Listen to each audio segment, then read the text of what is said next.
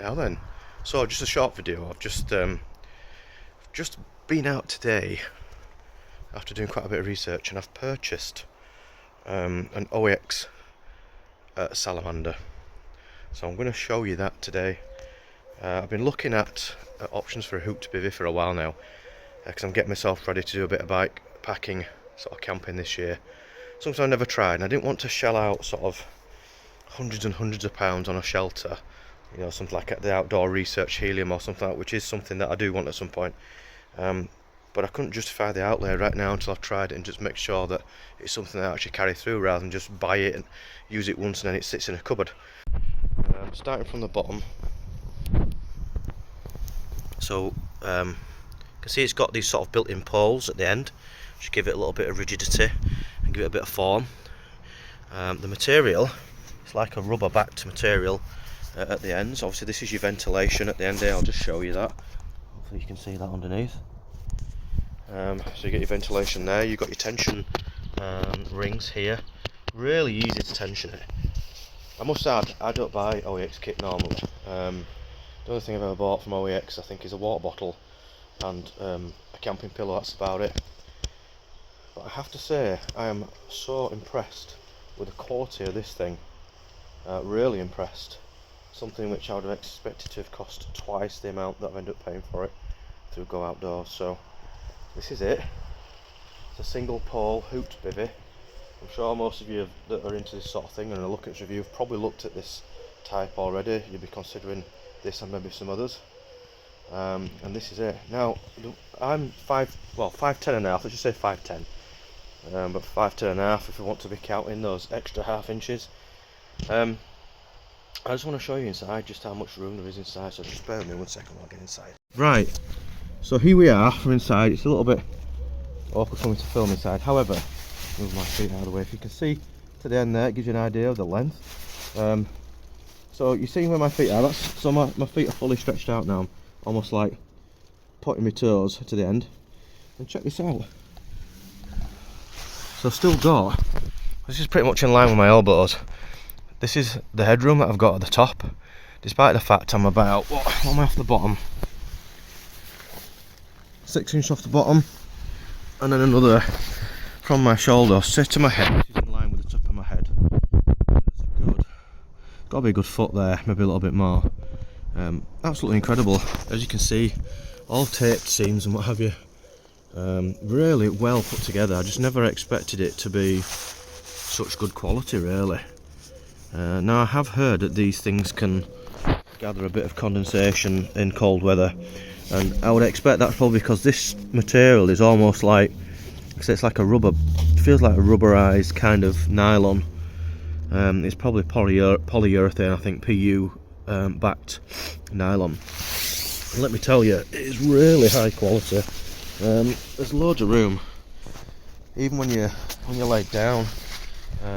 You know, it's quite a considerable distance between the top, or the top of the inside of the tent and your face, so it's not right down on your face, if that makes any sense.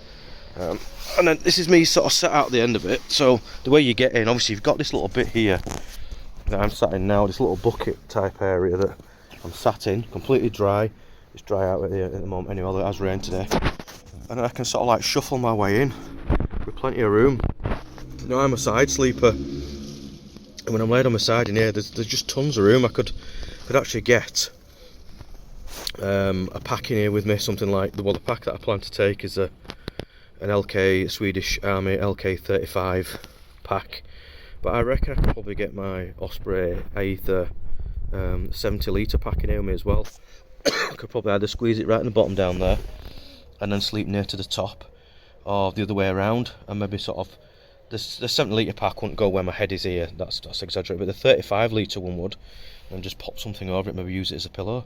Yes, I've got a wild camp coming up in a little bit over a week's time, so I've been to buy some food and stuff, but whilst I was there I have been looking at the hooked bivvy bags for a while, and this one I have to say I'm extremely impressed with. I just never expected it to be this sort of level of quality. Yeah, I'm really impressed with it so far. The proof of the pudding will of course be in the eating. But a couple of the little things I want to show you that I found, which are going to be important to me, might be important to you if you're looking to buy a pack or you just want really compact, easily packable kit. So the bag for it, again, is the same really high quality material that the bag comes in. But literally, when I packed it down, I took the poles and the pegs out. Well, the pole, one pole, and the pegs out. It literally packs down. I'll show you the size. It packs down to sort of like this size, and I reckon I could probably squeeze it down and compress it down even further than that. I reckon down to about this kind of size.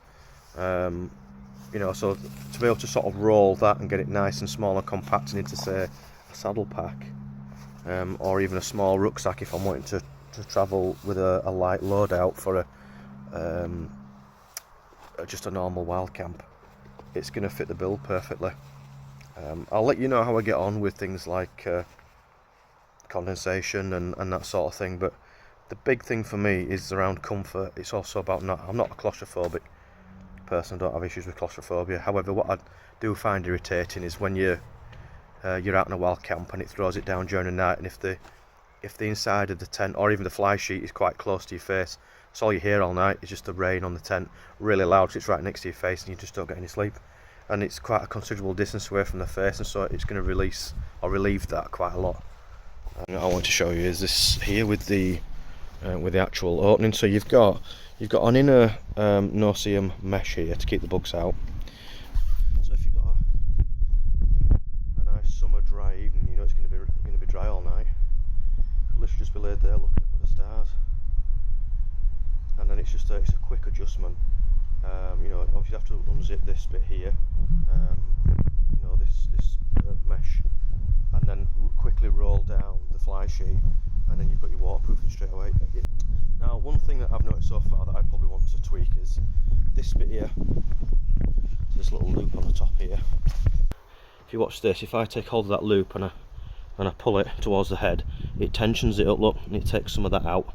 So one of the modifications I may well make to it is I might put some bank line onto here, and just there's two spare pegs that are literally just two spares.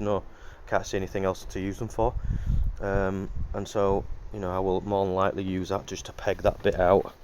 You know, just give that bit of extra tension there. You can see you get from pulling that a bit along, or just fasten it out to a tree. You know, I tend to do quite a bit of woodland camping, so just tie that out to a tree at sort of this kind of angle that you're looking at now. You know, coming up at about a 45-degree angle, so you're not cracking your head on it or catching your head on it when you're getting out. But it just gives it that extra bit of tension, which will also give you a couple of inches of extra room inside as well. Now this whole setup here weighs 1.2 kilos according to OEX. It's actually a little bit more. It's about 1.25, something like that, when you weigh it all as individual bits. They're pegged separately, the pole and then the tent itself, but it's near enough 1.2. But for the level of quality that you get, the size that you get inside, you know, the usable space inside, you know, for that weight, consider it if it's something that you're looking at for, like I say, an ultralight either backpacking or bikepacking setup. I know you can get lighter stuff, but you're also paying, you know, 3.5 times as much as what you pay for this.